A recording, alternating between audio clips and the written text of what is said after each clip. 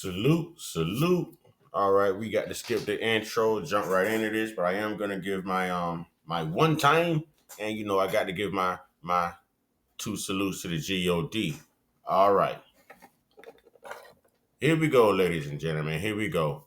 Um, this case seems to be taking a twist. I'm gonna be using Tim Black TV. Y'all go subscribe to Tim Black TV. There's something I want you to see. So now I don't know if these type of things are happening because this is just the ground root of law enforcement and a certain privilege to other people, or I don't know if it's actually at the officer's discretion. What am I talking about? Let's check it out. Fair use educational purposes. Black's BS detector. Tim Black's BS detector. So we've been covering the story of Ryan Hinton. Can't miss it. It's everywhere. Everyone's talking about Ryan Hinton. And at the root of it, it's a young man who was 18 years old who lost his life.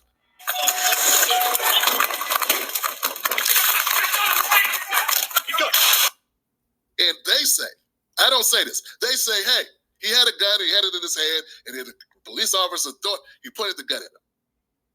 I looked at the clip several times. I see no gun. So I see nothing being pointed at the officer whatsoever. In fact, I see a scared young man who didn't even see the cop when he was running, but wasn't even running towards a cop. He was running towards the woods. And the cop shot him in the back 4 times. That's what I saw. But at the root of all of that is this idea that he had a gun. He had a gun, so we had no choice. And even the grandfather, Rodney Hinton Sr., got up on a press conference and he said, I'm Rodney Hinton Sr. I want to give the condolences out to the officers that got killed. My whole family. I'm asking for forgiveness, and I've been praying hard for the officer that killed my grandson. I've been praying hard for him and his family because I know he's hurting off this. I saw 2 people afraid. Okay, now you may be wondering why I started this off like this. Because they say that this young 18-year-old man was unalive because he bladed a weapon at a police officer while fleeing. Okay, it's also reported that he was in a stolen car. They're doing everything to demonize him. No one's telling the truth. Now, no one found it odd that 3 or 4 teenagers would be sleeping in a stolen car with weapons. No one's looking for this stolen car. That's like robbing a bank and then going, sitting in a parking lot and waiting for the police to get there after you rob the bank. So what I'm getting at is this car was up for repossession, ladies and gentlemen. The lien holder of the car, I guess wherever he got the car from, was out of Kentucky. They could not find the car and he was behind on payments, so they reported the car stolen. Certain people are walking around here making it like he was just walking through a parking lot of an apartment complex and just, it just took someone's automobile. This automobile was registered to this young man at one point. It was only reported stolen because it was up for repossession. Anytime that they cannot find an automobile to repossess it, they report it stolen. To get law enforcement in helping to aid to find the location and the perpetrator who happens to be holding the vehicle. With that being said, ladies and gentlemen, let's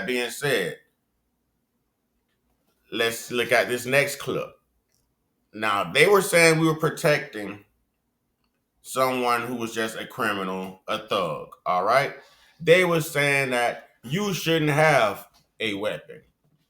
They were saying that you should comply and or die, right? Let's get this, Tim Black. Nothing happens. Watch it pull an AR-15 on the highway patrol.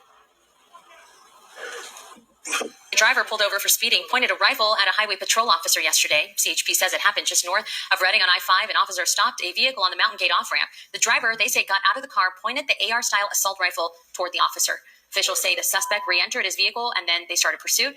Vehicle continued southbound, driving at varying speeds. Wait, let's watch this again, because I don't see 1,000 police.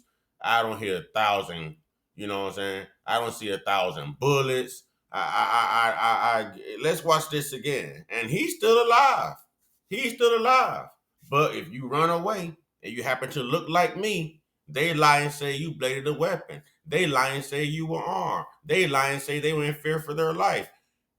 You're not in fear for your life with this style of weapon in front of you at a traffic stop, ladies and gentlemen? Let's look at this one more time and y'all tell me what the difference is, because I really cannot figure out what the difference is here. A coward who won't admit any of the above. To that point, I saw this clip floating around on X. It's a very interesting clip of a white man pointing a gun at a cop, and nothing happens. Watch him pull an AR-15 on the highway patrol.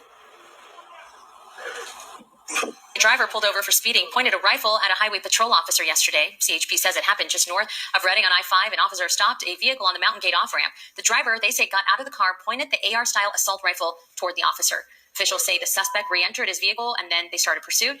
Vehicle continued southbound, driving at varying speeds before exiting the freeway at Oasis, continuing for about 2 miles west before stopping near Vigil Court. The suspect taken into custody, booked into Shasta County Jail. Taken into custody and booked into the county jail. I wonder what the difference is here. I cannot put my finger on this. I don't know why he's not riddled with 1,000 holes, right now. I don't know why we're not getting a coroner's call. I don't know how, he didn't receive a death sentence on the side of the road, like a lot of it. I wonder what the difference is here. I cannot put my finger on it, ladies and gentlemen. If you can figure it out, please tell me why this young man right here is still alive with the AR-15 style rifle.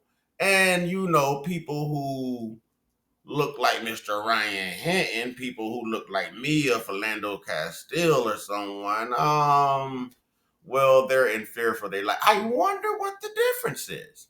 Can someone please enlighten me? Can someone please enlighten me? Can someone please enlighten me? Because y'all know this is BS right here. You know exactly what the difference is. You know exactly what the difference is. They say he got out and took aim with what we call this stick, y'all. You know what I'm saying?